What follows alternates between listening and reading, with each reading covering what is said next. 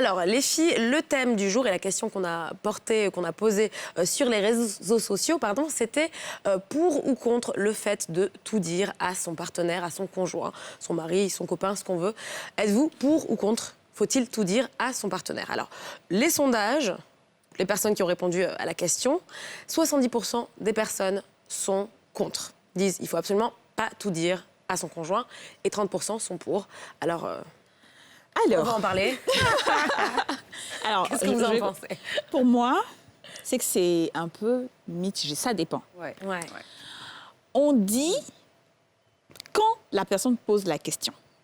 Ça veut dire que dans une situation où, par exemple, on croise quelqu'un et puis on dit « Ah, mais celui-là, attends, il y a eu quelque chose entre vous et tout ». Tu peux dire oui, il n'y a pas de souci. Mais après, tu ne vas pas venir dire à la personne « Voilà, j'ai fait ça en 2015, j'ai fait ça en 2018 ». Non. Tu sais, quand on est amoureux, quand on est dans le feu de la relation, c'est chic, on s'oublie. Oui, il y a des discussions d'oreiller, là. Voilà, où on commence à raconter que oui, il y a 2 ans, j'ai sauté telle clôture, j'ai fait ci, ça. Et après, ça te porte préjudice. Donc, moi, personnellement, je suis contre le fait de tout dire. C'est vrai qu'il faut dire, mais il faut se préserver. Parce que l'homme est ce qu'il est, hein, autant la femme que l'homme, l'être humain avec un grand H. Quand ça ne va pas aller... Demain, c'est ce que tu as dit, là. Je te dis, on va prendre tout insulter. Donc, il ne faut pas donner le bâton pour qu'on te tape. Il faut dire des choses. Si, par exemple, tu sais qu'une information risque de compromettre ta relation, si jamais elle venait à être sue par ton partenaire, en ce moment-là, prends les devants et dis-lui, voilà, il s'est passé ci, ça. Dépend, comme ça, voilà. Si demain, il apprend, OK, il n'est pas choqué ou elle n'est pas choquée. Mais quand on cache tout aussi, c'est un peu compliqué. Mais alors moi, justement, c'est comme ça que j'entends la question. Je suis d'accord. Hein, je suis entièrement d'accord avec ce que vous dites. J'estime que quand on est dans une relation, il faut quand même ne rien se cacher, même si ça doit être dit de manière, je dirais, entre guillemets, sélective. Dans le sens où, comme on dit, tu vas pas te lever pour aller faire, comme on dit, une liste tout ce que tu as fait de mal ou de bien avant. Oui, mais attends, Par contre, quand dans un échange, je pense qu'il faut quand même que la personne avec qui tu vis sache un petit peu qui tu es.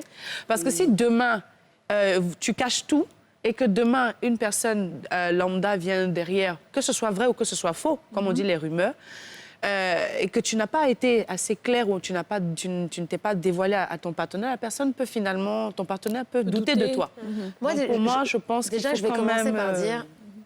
le fait, quand tu as dit quelque chose que j'ai retenu, c'est il ne faut pas cacher. Ouais. Je pense qu'on est des individus avant d'être en couple, n'est-ce pas? Ouais.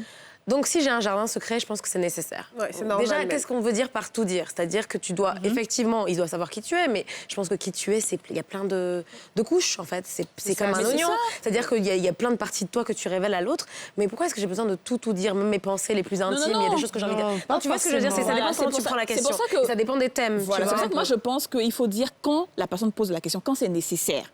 Mais sinon, et ça dépend des sujets. Voilà. Sinon, tu vas pas venir là et puis faire la liste de tout. Et puis en plus, on a tous un passé. Ça dépend. Le passé reste le passé. Exactement. Le passé, on ne doit pas venir dire ici, voilà mon passé, voilà tout ce que j'ai fait. Ouais. Par contre, s'il y a une question spécifique que tu me poses sur mon passé, oui, je te réponds tranquille.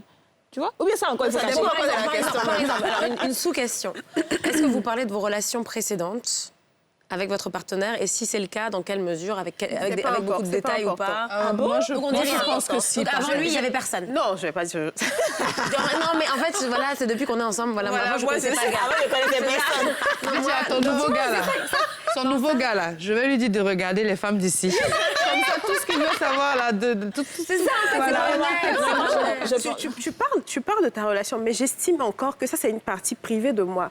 Tu n'étais pas là quand ça s'est passé. Donc, je vais te dire, oui, j'étais en couple, peut-être que ça s'est mal passé, je vais te raconter comme on se raconte des trucs, mais je ne vais pas commencer à te dire, oui, à cette époque-là...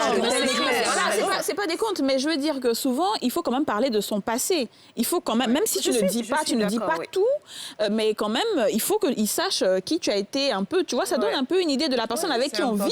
Tu vois, c'est important. Et à quel moment tu le dis alors, du coup? Est-ce que c'est très rapidement, très tôt dans la relation? Ou c'est quand c'est ton époux, tu sais que tu... Voilà, moi je pense que quand c'est les copains, copines, là, c'est pas la peine de dire.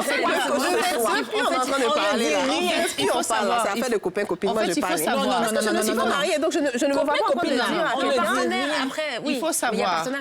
Comme vous dites, il faut savoir. C'est pas au bout d'une semaine de relation que tu vas tout dire, c'est sûr, parce que tu ne sais pas. Mais quand tu sais que tu es on dit dans une relation vraiment sérieuse, vous avez fait plusieurs années ensemble, que vous êtes prêts à vous marier, je pense que s'il y a des cadavres cachés avant de se marier, il faut le dire, parce qu'il y a beaucoup de femmes, malheureusement, qui ne disent pas. Je prends l'exemple, il y a certaines qui ont eu peut-être des enfants avant. Il y a des femmes aussi qui ont eu des enfants avant. On prend un exemple comme ça, c'est un exemple. C'est comme un cadavre caché. Les hommes, beaucoup d'hommes surtout, ou des femmes, ont pu avoir des enfants avant, mais ils n'ont jamais, ils ne s'en sont pas occupés. Alors ça, j'ai envie de dire que ça veut dire que pendant le mariage, la personne découvre ça. Je sais qu'il y a eu des personnes aussi qui ont fait beaucoup d'avortements et du coup, pendant le mariage, elles n'arrivaient pas à avoir d'enfants. Oui. C'est après qu'on s'est rendu compte, elle ne pouvait pas dire parce qu'elle ne veut pas que le monsieur pense que c'est une femme facile. Tu vois, c'est ça en fait. Alors ça, tu vois, c'est un peu, je comprends ce que tu dis, parce que, mais je pense que c'est un peu à double tranchant, dans le sens où parfois tu caches peut-être les avortements parce que c'était traumatisant, parce que c'était des épisodes sombres de ta vie que tu as envie d'oublier. C'est vrai que c'est dur pour beaucoup de femmes. Mais en même temps, c'est vrai que si ça a un impact dans ta vie, sur votre vie de couple aujourd'hui, et que tu sais que ça en a un, mais si elle avait dit aussi avant le mariage, peut-être que la personne ne l'aura pas épousé. C'est difficile. C'est qu'honnêtement, la personne n'est pas une personne bien pour elle, à mon avis. D'accord. Non, mais si vraiment c'est un homme, il aime sa femme, il l'aime pour tout. Il y a des hommes qui ont marié des femmes qui n'ont pas pu avoir d'enfants. Ils ont décidé ils ont dit non, je t'aime. Il a la liberté, cet homme-là, la liberté de ne pas vouloir être avec une femme qui a fait des avortements. On est d'accord. Mais ce qu'elle veut dire justement, c'est que si cette personne-là veut te juger tes actions et pas être avec toi à cause de ça, tant pis pour lui. Tant pis pour lui. Non, il y en aura d'autres. Moi, je pense que il y en aura d'autres. Mais tu vois, en fait, ce genre de choses-là, ça pousse beaucoup les femmes à cacher. Parce qu'il y a des actions qui sont posées quand on est jeune, on ne se rend pas compte, mais après, ça a tellement... Oui, on fait des erreurs, c'est sûr, mais je veux dire, après, on ne mesure pas ce que ça peut envoyer comme impact dans une vie plus tard, dans une vie de famille. Surtout quand tu vis avec quelqu'un sur le long terme. La personne aussi, quand il est né, il a eu des projets. Il voulait faire des enfants, il voulait avoir une grande famille, et il tombe sur toi. Voilà. Ça, c'est vraiment difficile. Et surtout si ce n'est pas une cause naturelle, tu vois, parce qu'il y a des personnes qui sont peut-être infertiles de nature. Oui, ça, c'est pas la même chose. L'infertilité... Là, tu fais peut-être, c'est pas provoquer le mot. Oui, vous êtes bien. La go, elle a eu des problèmes, peut-être elle avait 18 ans, elle était enceinte, elle a accouché. Je suis d'accord, mais il faut donner le choix à la personne de se dire, OK, malgré ça, je reste avec toi. Ou non, avec ça, moi, je ne peux pas, tu caches pas, en fait. On est d'accord. Ou alors, s'il te pose la question, tu dis pas, je sais pas où. Non, si tu dis, je sais pas, c'est que tu sais que tu as fait quelque chose. Non, ça, c'est du mensonge. Moi, je suis pas pour le mensonge, c'est-à-dire qu'effectivement, comme Caddy le disait tout à l'heure, si on te pose une question, dis-moi, combien de personnes tu as connues avant moi, par exemple. Ça aussi. Est-ce que tu as déjà eu un avortement? Là, tu réponds. Mais c'est quel gars qui a fallait pas poser la question si tu voulais pas. Mais c'est quel gars qui a te demander tu as eu combien de gars avant moi? Mais ça, franchement, c'est stupide. Mais il y a des gens qui j'ai lu quelque chose qui a une réponse standard, c'est 3. 3, oui, les gens aiment dire ça, 3. Toi, tu es le 4e. Fin de l'histoire. Non, on les compte sur les 5 doigts d'une main. Bizarrement, il y a beaucoup plus d'ex qui t'appellent. Tu dis, ah non, là, il n'y a rien entre nous. Oui, à chaque fois qu'on te demande, c'est ton ex aussi? Non, on a juste parlé un peu. Je suis d'accord. Comptabilise comme tu veux. Peut-être que c'est ta façon de comptabiliser, c'est sa façon de comptabiliser. Ça dépend de comment on comptabilise. Donc, en gros, il faut dire quand généralement c'est nécessaire et quand la personne te pose la question. Ouais, mais en tout cas, je pense que... Et surtout si ça risque d'avoir un impact sur la relation. Et de toute façon, tout dire, c'est tellement large. C'est-à-dire que... C'est très large. On ne peut jamais tout dire de toute façon. On ne peut pas tout dire. C'est sûr. Si tu as tué quelqu'un, tu ne vas pas dire j'ai tué quelqu'un. Tu imagines? Et dis quoi? Si tu as tué quelqu'un... Si tu as tué quelqu'un, tu ne vas pas dire ça, par contre, c'est grave. Vous serez assis à la maison. Un homme de sang-froid à la maison un jour comme ça. Il ne faut pas écouter ce que Élise Corélie est en train de suggérer à l'antenne en plein milieu de la journée. Nous ne parlons pas de ce genre de cachotterie. Je rigole. Tu disais, personne n'a de squelette ou de cadavre. J'ai perdu le fil, mais en tout cas, faut pas tout dire. Voilà. Et puis, comme je disais, moi-même, j'ai pas envie de tout savoir. Oui. Je veux que tu gardes des trucs pour toi, comme je garde des trucs pour moi. Moi, j'aime savoir des... oui, mais ça, c'est un bon point. Est-ce que dans le sens inverse? Parce que moi, j'aime bien qu'on parle de réciprocité. Faut pas tout dire, mais lui... Non. Oui, parce que quand les hommes, ils disent tout en général. Les hommes, là, ils disent pas tout. Mais genre, par exemple, s'il y a une fille qui t'appelle et tu vas dire ah non, ouais, c'était juste mon ex. Ton ex, comment? Vous avez fait combien de temps ensemble? Non, mais dans quel coup ton ex va t'appeler? Ça aussi, c'est un autre problème. Mais c'est possible de dire non, pourquoi pas? C'est possible. Est-ce qu'il faut être ami avec ça? C'est possible. Moi, je sais pas. On a déjà fait le problème si une ex s'appelle.